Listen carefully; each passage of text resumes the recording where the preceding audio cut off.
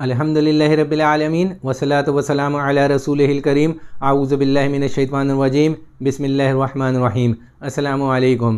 اللہ کی حمد و ثنا بھی بیان کر لی، درود شریف بھی پڑھ لی، اس کے بعد اللہ کی پناہ میں آ کے بسم اللہ کرتے ہیں ڈائریکٹلی حدیث شریف کے اوپر۔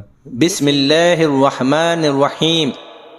حضرت ابو عثمان رضی اللہ تعالیٰ عنہ کہتے ہیں کہ میں حضرت سلمان رضی اللہ تعالیٰ عنہ کے ساتھ ایک درخت کے نیچے تھا۔ انہوں نے اس درخت کی ایک خشک ٹہنی پکڑ کر اس کو حرکت دی جس سے اس کے پتے گر گئے۔ پھر مجھ سے کہنے لگے، ابو عثمان تم نے مجھ سے یہ نہ پوچھا کہ میں نے یہ کیوں کیا؟ میں نے کہا بتا دیجئے کیوں کیا؟ انہوں نے کہا میں ایک دفعہ نبی کریم صلی اللہ تعالی علیہ وآلہ وسلم کے ساتھ ایک درخت کے نیچے تھا۔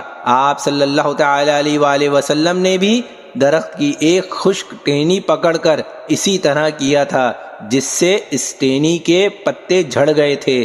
پھر حضور اقدس صلی اللہ تعالی علیہ وآلہ وسلم نے ارشاد فرمایا تھا کہ سلمان پوچھتے نہیں کہ میں نے اس طرح کیوں کیا؟ میں نے عرض کیا کہ بتا دیجئے کیوں کیا؟ آپ صلی اللہ تعالی علیہ وآلہ وسلم نے ارشاد فرمایا کہ جب مسلمان اچھی طرح وضو کرتا ہے پھر پانچوں نمازیں پڑھتا ہے تو اس کی خطائیں اس سے ایسے ہی گر جاتی ہیں جیسے یہ پتے گر رہے ہیں۔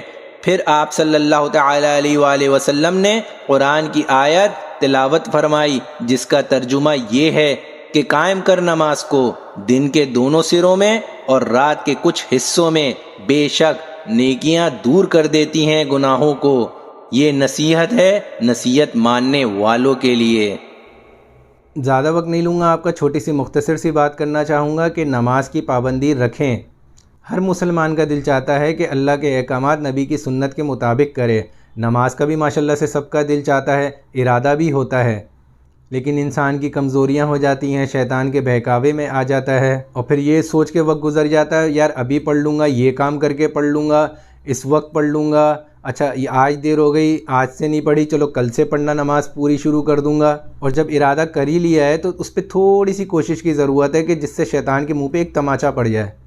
اللہ پاک نے ہر ارادے کے اوپر نیکیاں لکھی ہوئی ہیں، اور انسان جب نیکی کا ارادہ کرتا ہے اللہ پاک اتنے غفور الرحیم ہیں کہ وہ کہتے ہیں کہ اس کے نامہ اعمال میں نیکی لکھ دو جبکہ ہم نے کی نہیں ہوتی ہے۔ اور اگر ہم بدی کا سوچتے ہیں، برے کاموں کا اگر کوئی ارادہ کرتے ہیں تو اللہ پاک فرشتے کو کہتے نہیں رک جاؤ، ابھی مت لکھو، اس نے ابھی ارادہ کیا ہے، ابھی یہ گناہ کیا نہیں ہے۔ تو جو نیکی کا ارادہ ہے اس میں تھوڑا سا جیک لگنے کی ضرورت ہے۔ جو لوگ 5 وقت کا ارادہ کر بھی رہے ہیں اور 5 وقت نہیں پڑھ پا رہے ہیں تو چاہیے 4 وقت تو پڑھ سکتے ہیں نا، 4 وقت کی کوشش کر لیں۔ اور جو لوگ 4 وقت کی سوچ رہے ہیں کہ یار میں چلو فجر نکل گئی، ظہر عصر مغرب عشاء پڑھ لیں گے آج، تو بھائی وہ ظہر عصر مغرب عشاء پڑھ لیں۔ وہ بھی نہیں ہو پا رہا تو کم سے کم 3 وقت کی نماز پڑھ لیں۔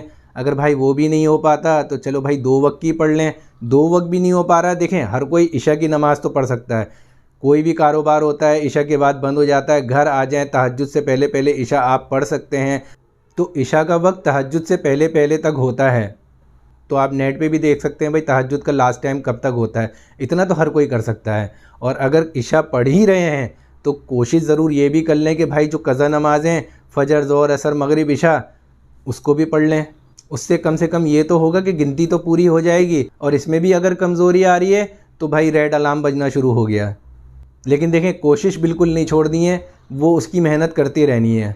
اور اس میں بھی اگر سستی قائلی آ رہی ہے تو بھائی اتنا تو ہر انسان کر سکتا ہے، کیونکہ ماشاءاللہ جو بھی مسلمان ہے وہ گھروں سے جب اپنے باہر نکلتا ہے وہ پاک صاف ہو کے ہی نکلتا ہے ماشاءاللہ سے۔ تو بھائی اگر اتنے ہی شیطان کے بہکاوے آ رہے ہیں اور اتنی ہی ہماری اپنی کمزوریاں آ رہی ہیں تو ہم کم سے کم اتنا تو کر سکتے ہیں کہ جب اذان کا وقت ہو تو اذان کو باقاعدہ ادب احترام کے ساتھ سن لیں اور اس کا جواب بھی دے دیں۔ کہنے کا مقصد مختصر صرف یہ ہے کہ کوئی نہ کوئی درجے کے اندر محنت کرتے رہیں، یہ انشاءاللہ تعالی شیطان کے منہ پہ تماچا بھی پڑے گا اور اللہ تعالیٰ کے احکامات کرنے میں ہمیں آسانی بھی ہو جائے گی، اور ہمارا نماز پڑھنا انشاءاللہ بالکل آسان ہو جائے گا۔ تھوڑے سے دن کوشش کر کے تو دیکھیں، اللہ پاک کہتے ہیں کہ تم 1 قدم آؤ گے میں تمہاری طرف 10 قدم آؤں گا، اور جو میرے پاس چل کر آتا ہے اللہ پاک اس کے پاس دوڑ کر آتے ہیں۔ جب اتنے پیارے اللہ ہم کو ملے ہیں، رحمت للعالمین حضرت محمد صلی اللہ تعالیٰ علیہ وآلہ وسلم ہمیں ملے ہیں، ہم ان کے امتی بنے ہیں، تو اس کے اوپر ہمیں اپنی کوشش جاری رکھنی ہے ہر حال میں۔ بس یہی چھوٹی سی آپ سے مختصر بات کرنی تھی۔ اس دعا کے ساتھ اینڈ کروں گا کہ اللہ پاک جو کمی بیشی ہو گئی ہو کہنے میں پڑھنے میں، تو اللہ پاک اپنی رحمت سے اسے معاف فرمائے، اور انشاءاللہ ایک نئی حدیث کے ساتھ قرآن شریف کی ایک آیت کے ساتھ آپ کے پاس پھر حاضر ہوں گا، دعاؤں کی درخواست کے ساتھ۔ جزاک اللہ خیر۔ السلام علیکم۔